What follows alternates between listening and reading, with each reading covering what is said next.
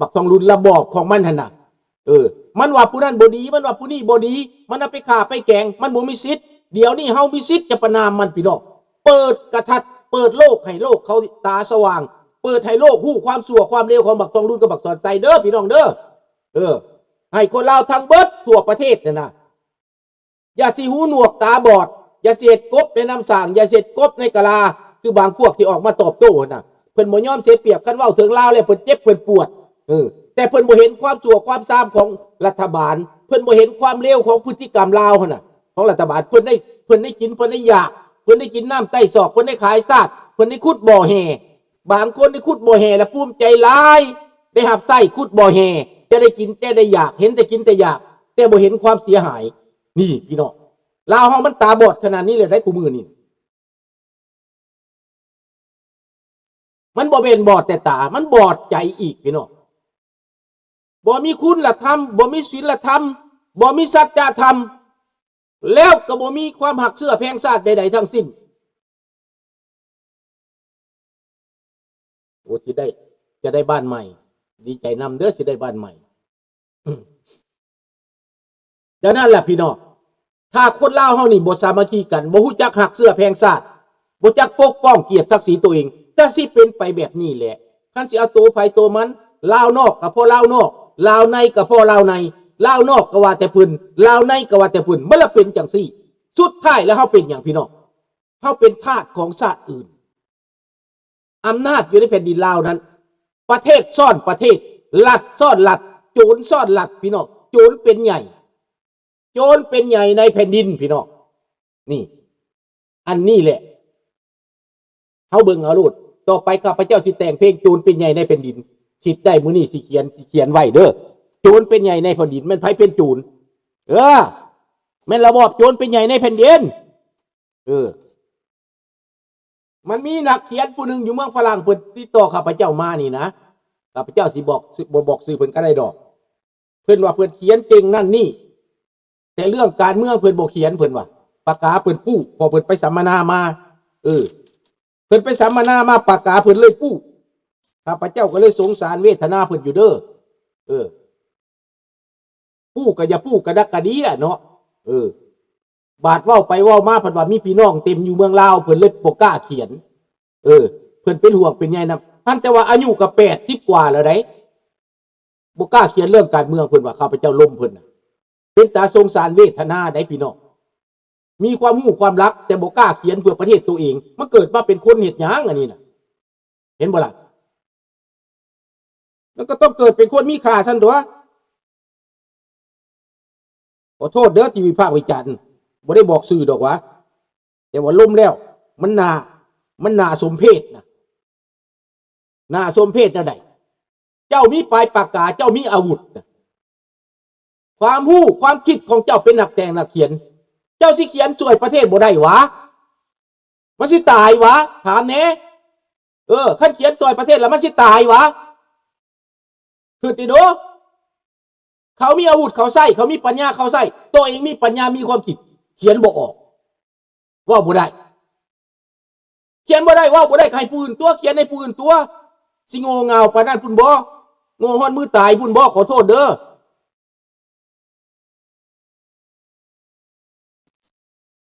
ผู้เขาบ่เก่งเขียนน่ะเขาก็ยังอุตสาห์พยายามเขียนคือข้าพเจ้านี่บ่เคยแต่งบ่เคยเฮ็ดหยังเรื่องเพลงนี่น่ะแต่ก็เขียนออกมาเพื่อให้มันไปสู่หูสู่ใจของคนน่ะต้องเฮ็ดบ่ได้ก็ต้องเฮ็ดต้องพยายามเฮ็ดเขียนเฮ็ดเพื่อหยังเพื่ออยากซอยลูกซอยหลานในประเทศนั่นแล้วเห็นเขาขายชาติบ้านเมืองเจ้ามานั่งเบิ่งเจ้ามาเป็นโอเปอเรชั่นเตอร์ว่าเจ้ามาเป็นนักเบิ่งว่าเจ้าเกิดมาได้เท่านั้นเกิดเป็นคนนั่นเจ้าสิมีความรู้พอตายค่อยก็บ่สะออนเจ้าดอกจะเป็นแบบนั้นน่ะขอเว้าเด้อนี่น่ะบ่มีค่าตายไปก็บ่มีค่าแบบนั้นน่ะเห็นบ่ล่ะเจ้าบ่ได้ฝากไว้ให้ลูกให้หลานน่ะขอโทษเด้อลุงเด้อเจ้าเป็นอ้ายคนก็จริงรุ่นอ้ายก็จริงแต่เจ้าบ่มีค่าเขาห้องว่าหมดค่าเจ้าสิมาเขียนเพลงแต่ความหักเจ้าสิมาลำพึกลำพันแต่ความหักมันกายย่ำหักแล้วเจ้าน่ะมันกายเรื่องว่าวลิ้นแล้วมันกายแล้วมันกายที่จะต้องมาปกป้องลูกหลานเจ้าแล้ว เสื้อซาดเผ่าพันธุ์เจ้าแล้วเพิ่นว่าเพิ่นเบื่อการเมืองว่าซั่นลาวแดงเอาเพิ่นไปล้างสมองอะไรเพิ่นเลยเบื่อข้าพเจ้าก็ว่ามันขนาดนั้นเนาะคนเฮานี่ขอโทษเด้อขออโหสิกรรมเด้อที่เว้าไปนี่น่ะข้าพเจ้าว่าข้าพเจ้าเว้าถูกได้คนประเภทนี้ก็มีเนาะมีความรู้แต่บ่บอกไผบ่ซอยไผเห็นแก่ตัวเองปานนั้นว่าเป็นนักขีดนักเขียนนักแต้มนักแต่งคันบ้านเจ้าบ่ได้เดือดร้อนบ้านเจ้าบ่ได้เกิดหยังขึ้นแม่นอันนี้แหละพี่น้องมันเป็นแบบนี้เพิ่นว่าเพิ่นเที่ยวเมื่อลาวจะพอเพิ่นเห็นแก่ตัวขนาดไหนเอาพี่น้องขอว่าวิจารณ์จักเทื่อแน่เพราะว่าเจ้าเป็นจังซั่นข่อยก็วิจารณ์ได้ข้าเจ้าอยากวิจารณ์ข่อยขึ้นมากก็วิจารณ์โลดเจ้าเขียนเพลงวิจารณ์โลดข่อยสิเขียนตอบคืนเด้อข่อยสิเอาคืนดอกเด้อข้าเจ้าเขียนตอบมาน่ะคันเจ้าเก่งเจ้าแน่แหละเจ้าเขียนมาโลดประตูเจ้าเขียนตอบมาข่อยโลดแต่งเพลงตอบใส่ข่อยโลดเด้อแล้วข่อยสิแต่งคืนใส่เจ้ามันแสบๆโลดจะเอาแสบๆคนบ่เป็นนักเขียนดอกแต่สิให้เจ้าแสบๆให้เจ้าแสบไปฮอดบักโซอกเจ้าพุ่นมันบ่มีนึกกุ้ยมันบ่มีอินาปะเดกุ้ยมันบ่ล่ะปานนั้นเป็นนักเขียนได้นักเขียนระดับชาติได้พี่น้องแต่งเพลงระดับชาติได้เท่า80 ปีมาแต่งเพลงความหักอยู่หั่นน่ะลำพึงลำพันนะแต่ความหักมันพอแล้วพี่น้องมันพอแล้วมันจะแต่งเพลงความหักอีหยังพอแล้วแต่งเรื่องวิพากษ์วิจารณ์บ้านเมืองนี่มันบ่ดีนี่น่ะบ่ได้บ่มันสิตายบ่ซอยลูกซอยหลานนี่แม่เขาสิตายแล้วในประเทศนั้นเพราะนี่แหละมันเหลือใจแห้งกับเว้ากับคนประเภทนี้น่ะลมไปก็เสียน้ำลายซื่อเสียน้ำลายซื่อกับคนเพศบ่เสียสละพวกเห็นแก่ตัวนี่น่ะข้าพเจ้านายมันขนาดคนประเภทนี้น่ะมาเกิดเป็นคนได้จังได๋บ่มีค่าบ่มีคุณบ่ตอบบุญคุณแผ่นดินอีกข้าพเจ้าบ่ได้มีติดหนี้ก็ยังข้าพเจ้าก็ยังตอบบุญคุณแผ่นดินมาเว้าเพื่อลูกเพื่อหลานมาซอยลูกซอยหลานเนาะบ่เป็นก็อดเขียนอดเว้าเฮ็ดพยายามทุกใต้เฮ็ดได้เฮ็ดได้มื้อนี้มาแต่งเพลงอีกมื้อวานนี้ก็แต่งเพลงสนับสนุนวัดเนาะวัดป่าเทพบันดลบุญพเวทมื้อนี้ก็มาใส่แต่งอีกต่อเสริมใส่เอาความเก่าแน่ความใหม่แน่ใส่ลำตังหวายบาดนี่เอาตังหวายแบบชาวบ้านเฮานี่แหละลำตำร้อยแต่นายสิเอาแบบตะอ้อยพุ่นละตำตะร้อยพุ่นละจะเอาแบบขมุพุ่นแหละจะเอาแบบนั้นพุ่นแหละแต่ว่าเดี๋ยวนี้เอาแบบธรรมชาติหน่อยหนึ่งปนๆหน่อยหนึ่งเอาปนๆหน่อยหนึ่งปนไทยซับลาวน้ำหนึ่งเด้อพี่น้องเด้อซับไทยซับลาวหน่อยหนึ่งเพื่อให้ได้ทั้งสองภาษาได้ทั้งสองทางลาวทางไทยเฮาเนาะขอโทษขออภัยเด้อบ่แม่นข้าพเจ้ามาตั้งเป็นนักเขียนคือบางคนว่าเป็นนักเขียนอาชีพเขียนเป็นลาวโดยเฉพาะข้าพเจ้าโบทั้งลาวทางไทย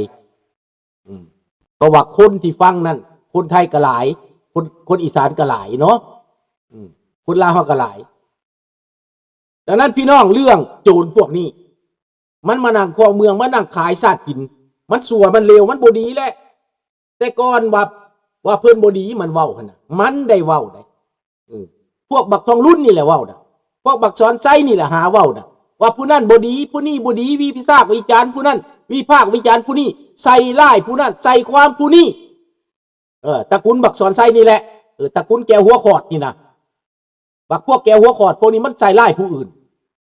คันผู้ใดเป็นนั่นคนเวียดที่ว่านั่นอย่าเครียดเด้อพี่น้องเด้อที่หมู่ข้าพเจ้านั่นน่ะที่คนเวียดประชาธิปไตยเนี่ยบ่ต้องเครียดเด้อข้าพเจ้าด่าแต่แก้วหัวขอดบักต้องบักสอนไส้ซื่อๆเด้อบ่าเจาะจงแต่บักนี่ก็บักไก่สอนเด้อข้าพเจ้าด่ามันบักหนูฮักข้าพเจ้าด่ามันด่าพวกแก้วพวกนี้พี่น้องดังนั้นเรื่องเรื่องที่มันเว้าให้ผู้อื่นมันใส่ให้ผู้อื่นว่าบ่มีประชาธิปไตยเป็นศักดินาจังสั้นจังซี่ขายชาติบ้านเมืองบัดข้าพเจ้ามาเบิ่งคืนเลยน่ะ50 ปีขึ้นหลังน่ะเงินก็เป็นราคารัฐบาลแต่ก่อนบ่ได้เลี้ยไรประชาชนบ่ได้ข่มเหงประชาชนบ่ได้เก็บภาษีพี่น้อง ภาษีดินก็บ่ได้เก็บภาษีให้ที่นาก็บ่ได้เก็บภาษีเฮือนก็บ่ได้เก็บเดี๋ยวนี้มันเก็บเบิดโลดที่โทรทัศน์พัดลมมันเก็บเบิดที่ยังมาเก็บเบิดดินให้ดินนาเฮือนมันเก็บเบิดภาษีนั่นมันขูดเนื้อเถื่อหนังเบิดพี่น้อง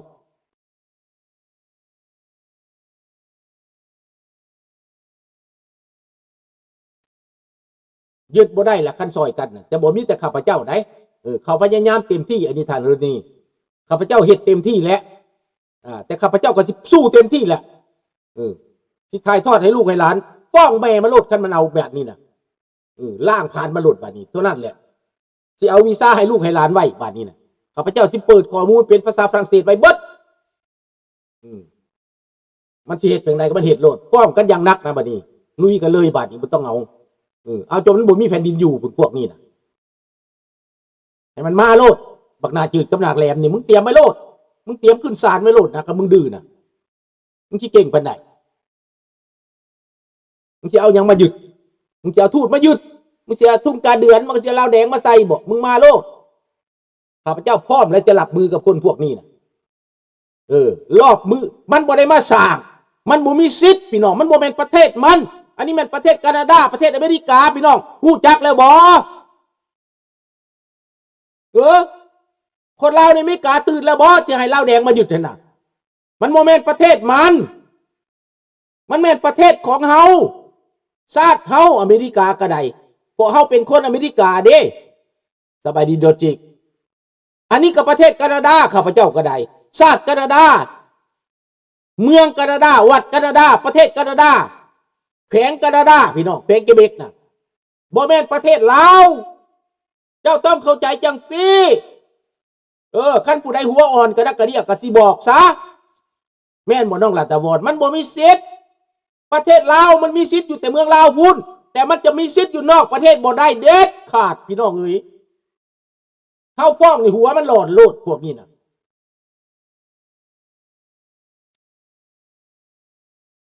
บักใดเป็นใส่ซึกบักใดเป็นใส่ซึกบักใดเป็นใส่เหล้าแดงนะมาทำลายเฮาอยู่นอกมึงตายโลดมาก่อกวนวุ่นวายมาอินเตอร์เฟร์มาแองแตกเฟเร่หั่นนะหรือว่ามาอันนั้นลาวมาล้างสมองมาปั่นป่วนมาดีวีเซ่มาแบ่งแยก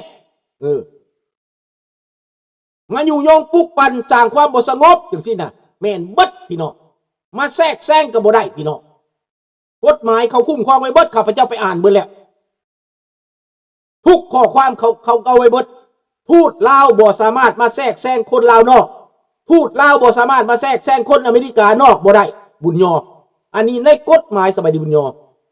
ในกฎหมายอเมริกาเขียนไว้เบิดประเทศอื่นบ่สามารถมาแบ่งแยกบ่สามารถมาแทรกแซงในอิสรภาพในเสรีภาพของประเทศอันนี้ได้เด็ดขาดอันนี้แม่นประเทศเสรีภาพสเต็งเปอีลีปหรืออันนี้นะบ่แม่นลาดิกาติวมันบ่สามารถมาเมือนาเซอย่างเฮาได้เบิดมีแต่ว่าคนเฮาบ่จักที่พุ่นนะไปเป็นเครื่องมือมันหั่นน่ะอันนี้แต่เฮาฟ้องได้คนพวกบ่จักที่นี่นะไปเป็นเครื่องมือมันเฮาฟ้องได้ศาลสามารถให้ความยุติธรรมเฮาพี่น้องข้าพเจ้ามั่นใจตัวนี้น่ะข้าพเจ้าเตรียมไว้แล้วเตรียมลูกเตรียมหลานเตรียมคนหนุ่มคนสาวไว้สู้กับมันมันสิเก่งปานใดดังนั้นแหละมันมาเอาบ่ได้ผลมันบ่ได้สร้างเงินก็เป็นเงินเฮาหลักฐานเฮากินทานเฮาก็มีเฮามีเบิดเฮาให้ดงไปแต่ละเทื่อเฮาก็บันทึกไว้จดไว้ลงวันที่ไว้ส่วนใหญ่จะให้เป็นเช็คข้าพเจ้านี่จะให้เป็นเช็คเอาหลักฐานไว้เบิดเห็นบ่ล่ะดังนั้นมันสิมายึดเอาจังได๋ถามว่ามันมีหยังมันบ่มีสิทธิ์จักดีพี่น้องดังนั้นเรื่องวัดต่างประเทศเป็นอย่างคนลาวจังยอมเพราะคนลาวเขาบ่เข้าใจบ่ฮู้ที่เห็นบ่วัดวงสิตันเกิดเรื่องกันน่ะบาดนี้จังพาเอาญาทานบุญมีมาสร้างใหม่อีกโอ้ยสมเพชเวทนาเด้อญาทานบุญมีก็ตอนมีเรื่องพุ่นหอบไปอยู่เมืองไทยพุ่นไปอยู่เมืองลาวพุ่นให้คนพิษกันจนว่าแผ่นดินสิปีดเดี๋ยวนี้จะคืนมาข้าพเจ้าก็ถามกรรมการวัดญาทานบุญมีใหม่นี่นะ